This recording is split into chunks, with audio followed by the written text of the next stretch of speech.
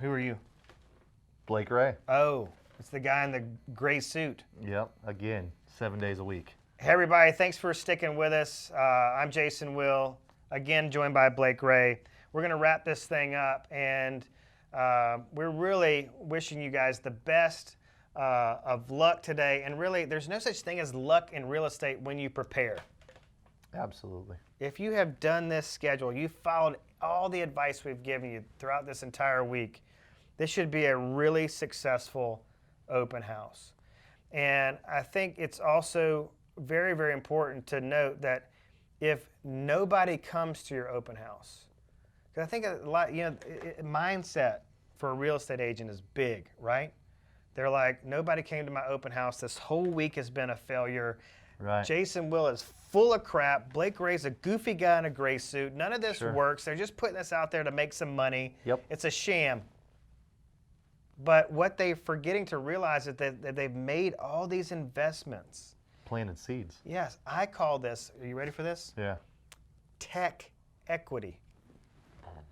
It's another one. Yeah. Tech equity. Good. So there is a top of mind awareness effect that is happening. You've got that hustle image going on. Right. People are like, man, this Blake Ray is always out there pounding the rock. So it's not all for naught if nobody comes. Absolutely. But, surprise, surprise, I've got one more video scheduled for Sunday. Of course. But before we do that, we got to do some housekeeping things. We got to print our flyers. Yep. We need to shop for our beverages or get coolers iced down. We need to get preparations made with whatever snacks we're going to offer. I know plenty of successful real estate agents that will just set up a candy bowl for the kids, maybe a little blow pop arrangement. So you don't have to get all that fancy with this. I think if you are, if you've got that product knowledge, your market knowledge down, you know your house that you're holding open from the curb to the closets and everywhere in between, you know the surrounding houses very, very well, that people are going to give you a little slack if you don't have a catered meal waiting for them. Yeah. I mean, I don't think everybody goes to these things expecting lobster. Yeah. They're expecting a knowledgeable professional real estate agent who can be their guide, their advocate. That's what they're really, really looking for.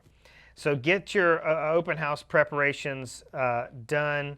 I think you might want to carry a few extra open house signs in your vehicle, because if you're really putting them out like we suggest that you do on Friday, between Friday and Sunday, some of them could mysteriously go on missing.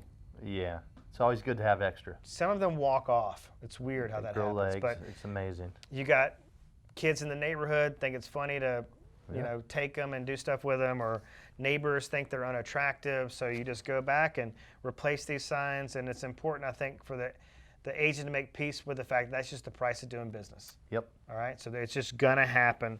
So replenish any of your open house signs that mysteriously disappear. Once we get everything set up for the open house, I think it's time to do one final Facebook Live video. Yeah, I mean, this is the day it makes the most sense onto the new age, and this is when most people do it. Well, you might have assumed, you're like, I did so many videos, Yeah. shouldn't they know where I'm going to be this Sunday from 2 to 4? Like, I'm that important.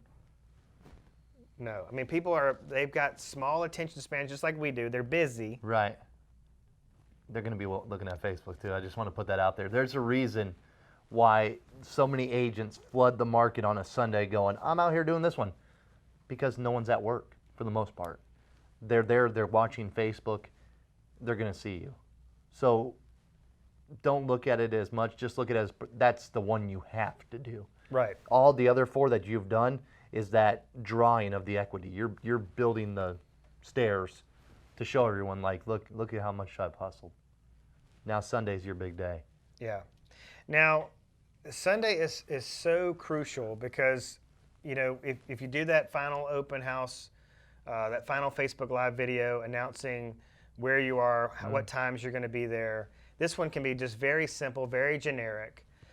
But if you followed all these steps from Monday until now, the likelihood that you will get a handful of couples coming in is very, very strong. Very strong. But if it doesn't happen, it's not the end of the world.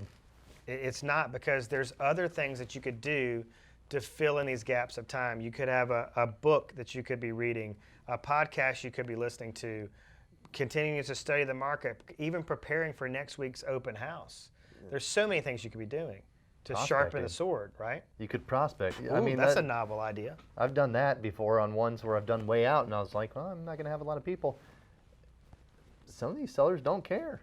You know, you can just say, I'm going to prospect. You don't even have to tell them. You just have to be mindful and respectful enough to know if somebody comes in, I don't care how good of a conversation I'm having, I'm going to politely excuse myself off the phone and be attentive to them. But for the most part, you can do real estate related things instead of just sitting there with your hands in your pocket looking at pictures of their family.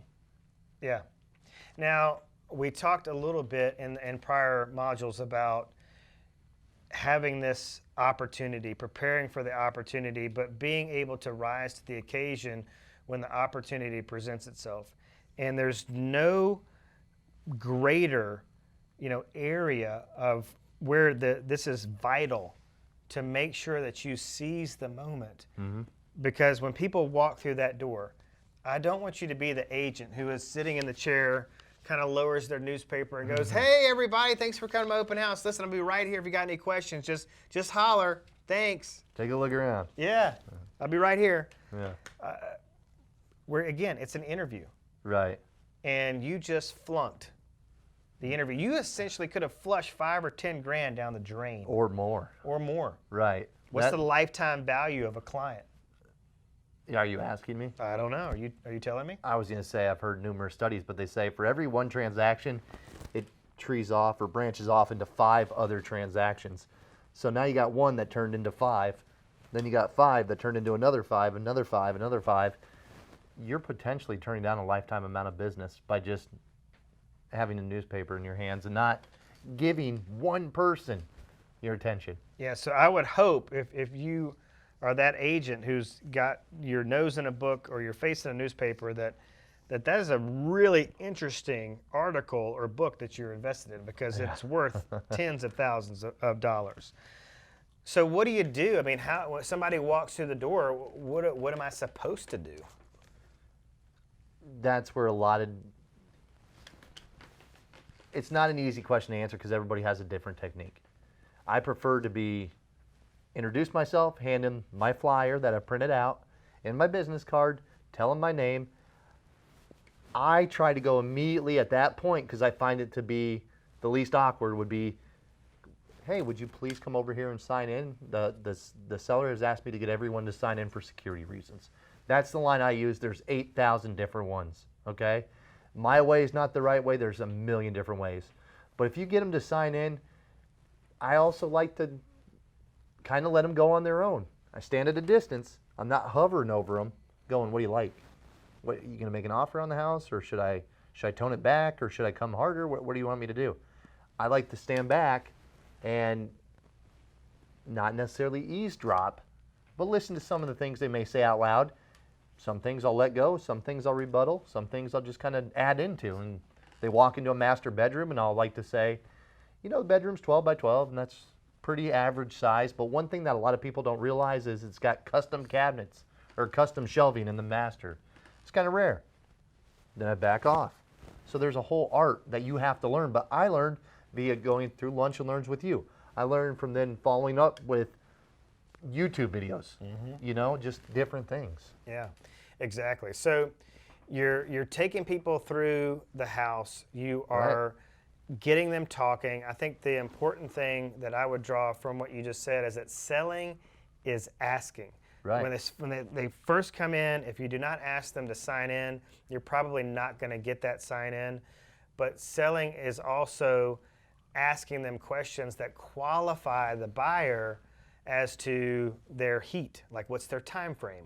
Yeah. Are they looking in that particular neighborhood? Are they working with another real estate agent? Have they spoken to a mortgage lender? And you're just constantly asking questions. And based on those questions, based on their answers to those questions, they're providing opportunities for you to insert value or to solve a problem. They could say, listen, we don't even know where we are. We're from Cleveland. We have no idea. This is our first time in Alabama. We don't know where we are, where to go. And that's where you can say, well, where do you work? Our school system's important to you, and you just come in and solve problems. They create the conversation. You just ask the questions. And then you've got, let's say we're several weeks in to the perfect week schedule, and by this time we have really studied the MLS so well and previewed so many homes that we're listening to these people talk about their housing need, and you know immediately that they're in the wrong house, they're in the wrong part of town, they need to be over here. Yeah. And in this house that you held open 2 weeks ago sounds perfect, or that you previewed 2 weeks ago. If you make that placement, you've got a referral partner for life. I generally do love that, because I've had a lot of success being, when I do an open house, when I've gone out and have previewed them, for whatever reason, for sale by owners, anything you can think of, but I previewed the homes, you get a much more authentic reaction from these people. If they come through your house and they're like, yeah, I don't like it. And then if you can fire off and just go, what's your price point? Well, 130, but I don't think that exists. There's one that's not even on the market that I've seen and I know I can get us into.